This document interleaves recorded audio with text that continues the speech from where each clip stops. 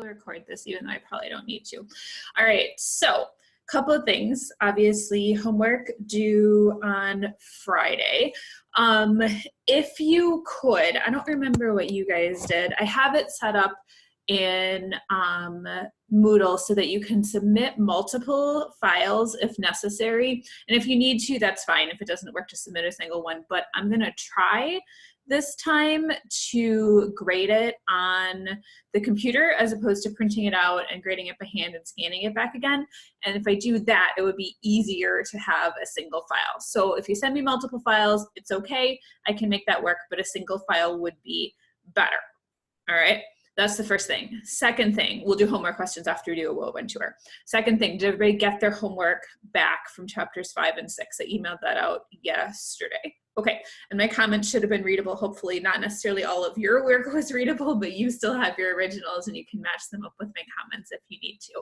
It was little things here and there. It was just little things. Most of the homework was good. That was the second thing. Third thing, let's talk logistics for the test. So here's my plan, and you can tell me, yes, you think this is gonna work. Oh my goodness, no, this isn't. Here's what I'm thinking. I will open Zoom by, let's say, 7:40. So I will be in Zoom by 7:40 on Friday. After I get Zoom open and ready to go, I will post the test on Moodle. So the test will be posted on Moodle no later than 7:45. But I would like, it's okay.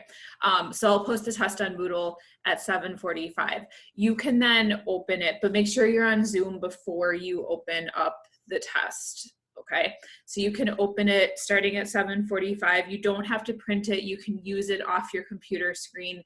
If you want to print it, you can, but you can use it off your computer screen and you can be handwriting.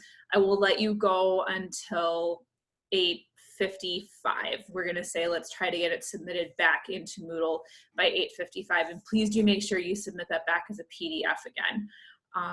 Just, you can scan or take a picture. So you've got an hour and 10 minutes instead of the 50 minutes in class. I'm also intending to write it so that you shouldn't have issues with time. If you are towards the end of time and you are thinking, oh my goodness, I'm not quite done, I need a little bit more time, we can be flexible on that. But that's my plan for right now. And then if you could please be on camera with Zoom while you're taking it. I don't need you to show me your space or anything like that. We're gonna do closed book, closed notes, just like normal. So again, operating with a high level of trust. I don't expect that you guys are doing anything. I am gonna put just a second page on the test as just a signature. Time started, time ended, and I did not use other books or materials during, so you can just put that on the top of your test. You don't have to fill it out electronically or anything like that. I'll have a prompt ready for you to go, but just a time started, time ended, and then just I certify that this is my own work and I did not use other materials. That's my plan. Does that sound like a decent plan? Does that sound workable on your end? Everybody's nodding at me. Okay, all right, so just making sure you do have Zoom video then on Friday. So I'll be on Zoom. I'm gonna write this down for myself because otherwise I'm not gonna remember. I will be on Zoom by 7:40. How long do you think like it would be if it was like a regular class period? By 7:40, and then I will post the test to Moodle by 7:45. As soon as I'm on Zoom, I'll get that test posted. There's a spot in Moodle for the test right now, so you might just want to go check that out. It obviously doesn't exist there yet, but then you can see where it is, and you'll be able to find it easily. So, all right. Anything else? Logistics questions for the test? Now is a great time to ask. Anybody have logistics questions for the test? Okay, again, this is an experiment. If it doesn't work, we'll try the next one. So, and honestly, you guys have been doing proofs well in class all the way through. This is not intended to be super scary or super hard or anything like that. It's just intended to intended to, Lauren, I can see you. I couldn't hear you before. I think you were muted. Let me just, one sec. It's intended to basically what you have in class. That's what I'm looking for. I'm not trying to trick you. I'm not trying to do weird stuff or anything like that. How long is it going to be versus the in-class ones? Maybe one problem shorter-ish, something like that. I haven't written it yet, and it's slightly more complicated because usually I do my tests on chapters 4 through 6, and this one is chapters 4 through 7. So I can't necessarily say it's the same length as the last test that I gave in class, because the last test that I gave in class did not quite cover the same material. So maybe just one problem shorter-ish. Again, I'm not totally positive. I will look and make sure that you can complete it within, my goal is 45 minutes. So that isn't to say that you should stress yourselves out if you're still taking the test after 45 minutes, but that's my goal in writing it. Does that help? Okay, all right. Other questions, logistics about the test. We're gonna go through the material Whirlwind Tour in just a second, but other test logistics questions. Anybody, anything? Okay, then Whirlwind Tour here. Honestly, it's a lot of proofs. It's a lot of proofs, but let me walk through these sections and see what we have here. So section 4.1 was just basics, proof terminology and theorems. You do not need to know the terminology. So we had talked about theorems, propositions, lemmas, corollaries. That you do not need to know this time around. Section 4.2, there are a ton of definitions. These are ones that you are going to need to know. So even and odd are definitions that you need to know. Two integers having the same parity is the definition that you need to know. And when I say need to know, I don't necessarily mean give me the definition. I mean be able to use the definition in a proof. Okay. A dividing B is a definition that you're going to need to use. Greatest common divisor is a definition that you're going to need to use. And the division algorithm is something that you might potentially need to use. That showed up in a couple of proofs where we had a remainder and you needed to organize your proofs by cases with remainder. So the division algorithm might possibly show up that way. Okay, let's see. Section 4.3 is direct proof. So you should be able to do a direct proof. That's it. That's all I've got for this section. You should be able to do a direct proof. And we did a bunch of examples with these. Let's see. Section 4.4. I do not have in my notes. What is section 4.4? Section 4.4 is proof by cases. So for section 4.4, you should be able to do a proof by cases. That's the basic idea of this section. There are two types of proof by cases, remember? There's a proof by cases where your cases show up in the hypothesis, and there's a proof by cases where your cases show up in the conclusion. So knowing the difference between those two, cases in the hypothesis and cases in the conclusion. Proof by cases. And then section 4.5 is treating similar cases. That's not something that we talked about, so that one you don't need. Section 5.1, moving on to chapter 5, is proof by contrapositive. So you should be able to state the contrapositive of a statement for me, and you should be able to do a proof by contrapositive. Those are the basics from this section. One thing that I especially want to point out, because it showed up on the homework, when you are doing a contrapositive and you have an and, it needs to change to an or, and vice versa. When you're doing a contrapositive and you have an or, it needs to change to an and. Don't forget that. That's something that's super easy to forget. So don't forget that when you're doing a negation and a proof by contrapositive. Okay. Section 5.2 was proofs with congruence of integers. So this was when A is congruent to B mod n. You should be able to do proofs like that, proofs with congruence of integers, A congruent to B mod n. Section 6.1 is proof by contradiction, your favorite. You should be able to do a proof by contradiction. For this one, I will tell you that you need to do a proof by contradiction. For the rest, I'm not going to tell you what proof technique you need, but for a proof by contradiction, if one were to show up on the test, I promise I will tell you that you need to use proof by contradiction. Okay, next up, section, I have 6.2, 6.3, but I think again, those are all wrapped into proof by contradiction. Just 1 second. Yeah, section 6.2 and 6.3, proving conditional statements by contradiction and combining techniques. So that's all. Chapter 6 is basically all proof by contradiction. Okay, chapter 7, section 7.1 is biconditional proofs. These are if and only ifs. So remember that you need to go in both directions for these. We've got a forward implication and a reverse implication for biconditional proofs.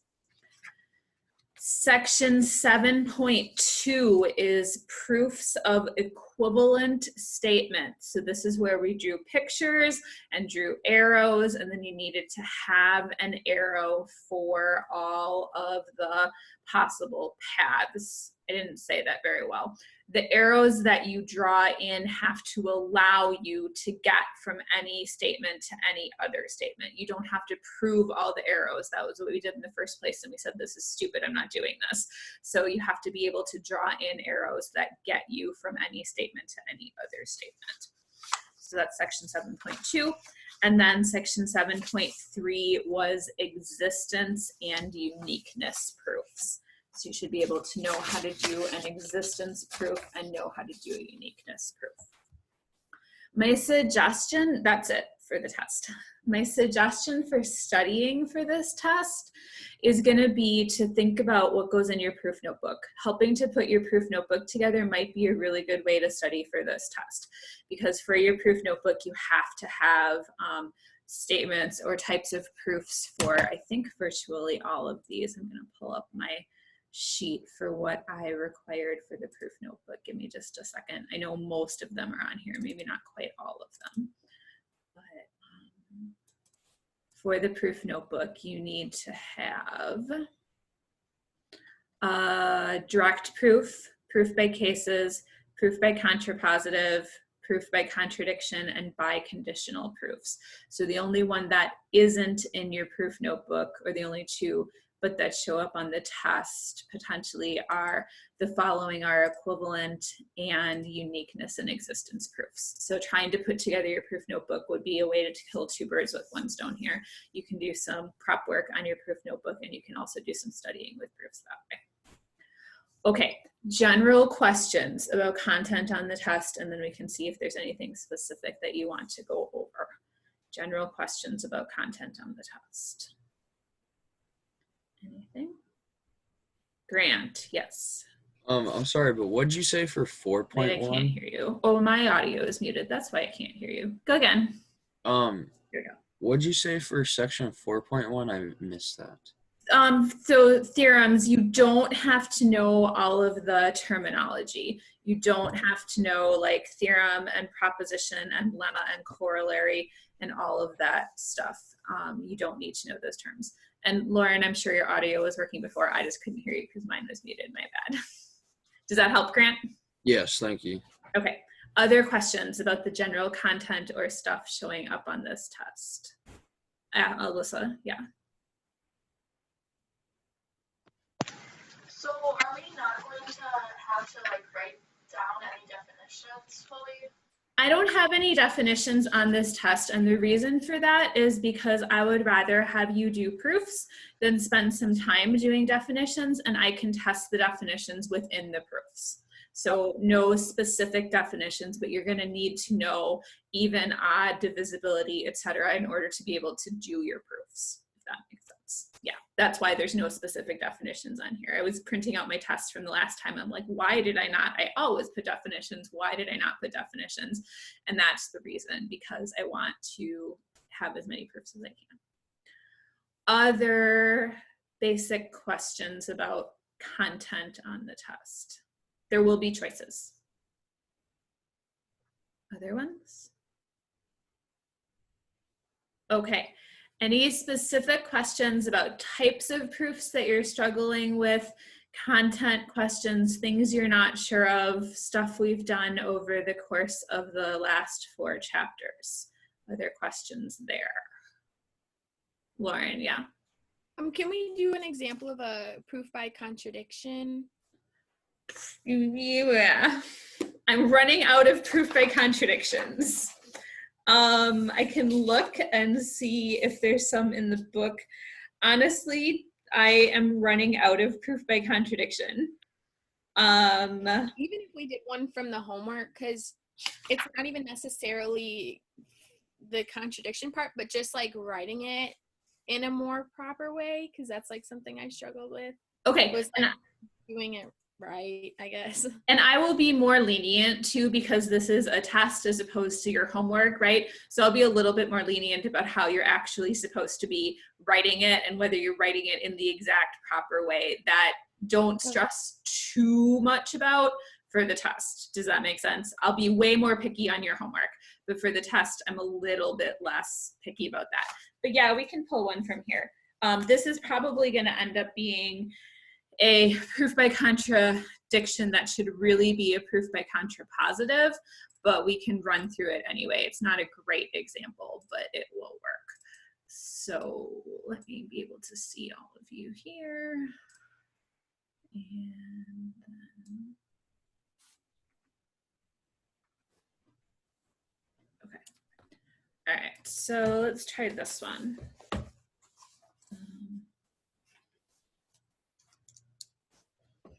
So we did this on homework, and this is actually a good one because it has an and in it also, and we need to think about how to do that. So this is, if you want to see it, page 118, number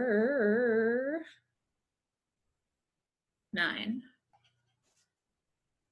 No, let's do number 8. We're going to do number 8 instead. I don't think I assigned that one, and I haven't written it out, and that's dangerous, but we'll try it here. Okay, so page 118, number... Sorry, I'm having issues with my pen. Page 118, number 8. Here's your statement. If a squared plus b squared equals c squared, then a or b is even. If a squared plus b squared equals c squared, then a or b is even. And I'm telling you that we're going to do this by proof by contradiction. So we're going to do by contradiction. And I am going to assume that a squared plus b squared equals c squared, and a and b are both odd.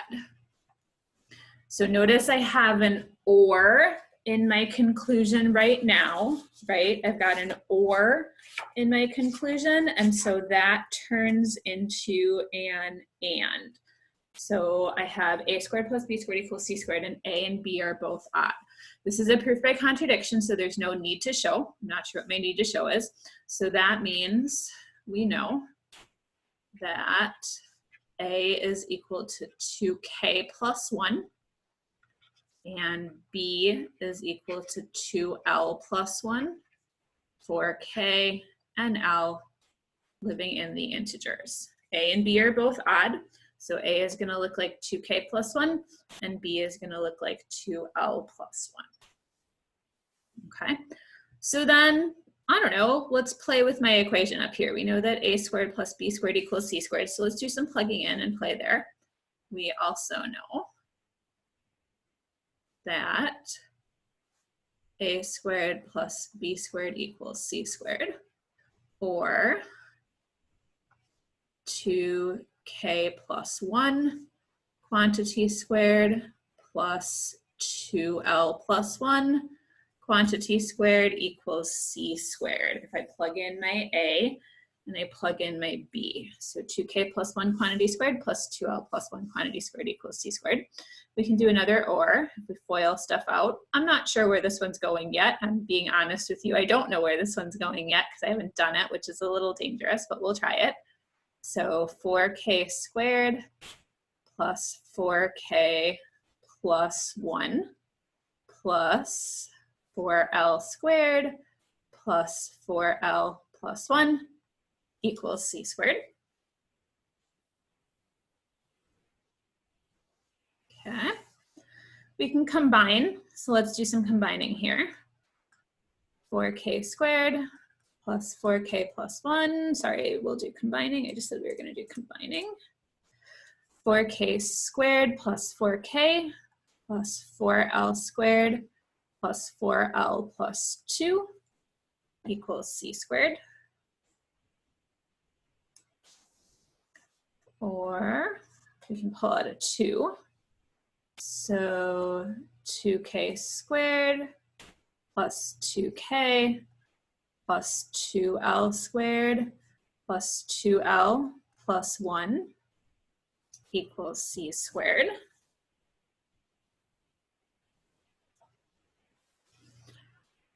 And so this implies that c squared is even. So c is also even.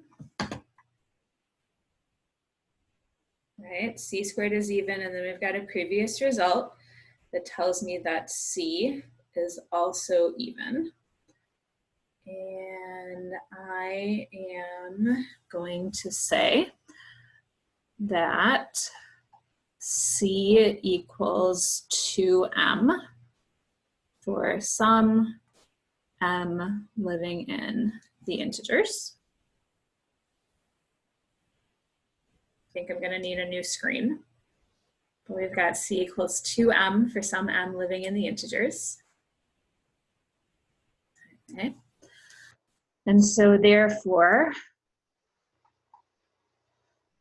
2 times 2k squared plus 2k plus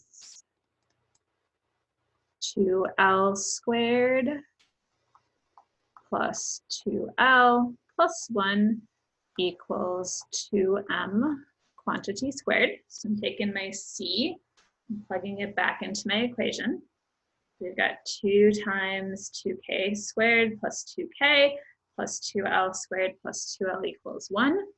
Or we can say, let me not have to write this next line out. This 2m squared is 4m squared, right? 2m quantity squared ends up being 4m squared. So I can divide both sides by 2. So we can say 2k squared plus 2k plus 2l squared plus 2l plus 1 equals 2m. This is messy, and this is harder than one that I would give you on a test, but it's a good example. Do we see a contradiction at this point? 2k squared plus 2k plus 2l squared plus 2l plus 1 equals 2m. Grant, do we see a contradiction? Well, would it be 2m squared or? Oh yeah, 2m squared, sorry, yes, thank you. We're still gonna get a contradiction, 2m squared. Okay, do we see a contradiction at this point?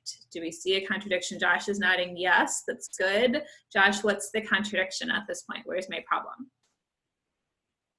If you factor out the 2 of the first 4 terms on the left side, then you can make it into 2 sailboat plus 1. So the left side is odd, but the right side is even. Yeah, so this tells us that the left-hand side is odd and the right-hand side is even. So this implies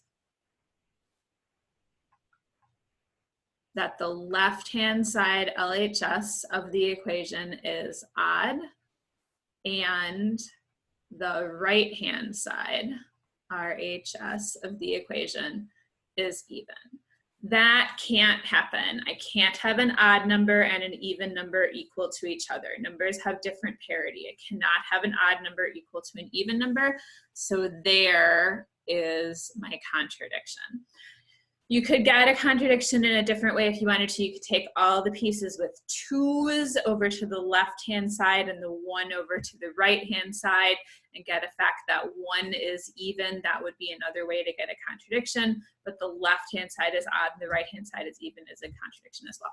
And so I need to finish and say therefore, and I won't write this out because this is whiteboard and not Blackboard, and it's going to take me a little too long, and you can write out the therefore, but therefore A or B is even as desired. So there's your therefore statement. Okay, Lauren, does that help?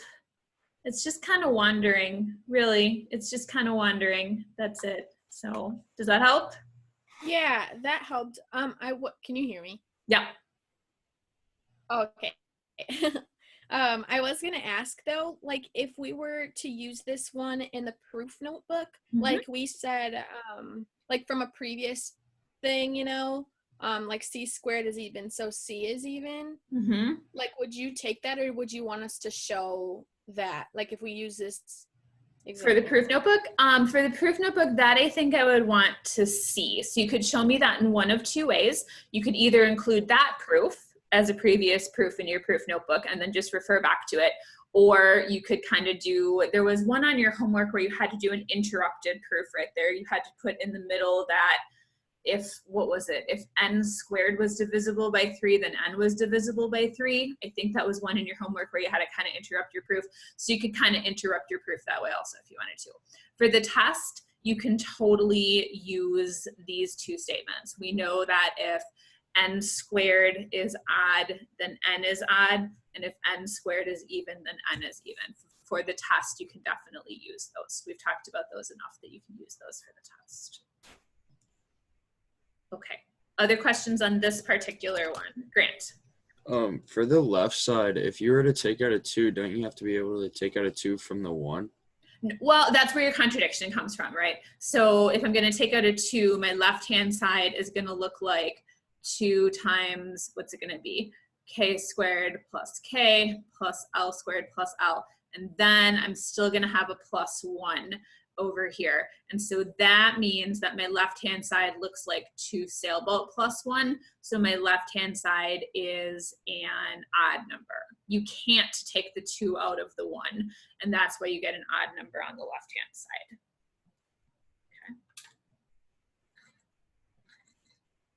Okay, any other questions on this particular one? Lauren, yeah. Sorry, this is another one about the proof notebook mostly. So like if we were doing a proof by contradiction and it would have worked better to do proof by contrapositive, would you accept it still? Yes, I would, because there are very few proof by contradiction that you've seen that don't work better as a proof by contrapositive. However, what I would also want you to do is just write me a quick note. You don't have to do it using proof by contrapositive. You don't have to do it again, but just write me a quick note in the proof notebook that this is one that actually would work better using proof by contrapositive. Okay, other questions on this one or as it relates to the proof notebook? Anything there? Okay, I'm going to stop sharing my screen then. Take you back. Other test questions? Anything else that you want to ask about the test? Yes, okay, then I'm gonna pause and stop your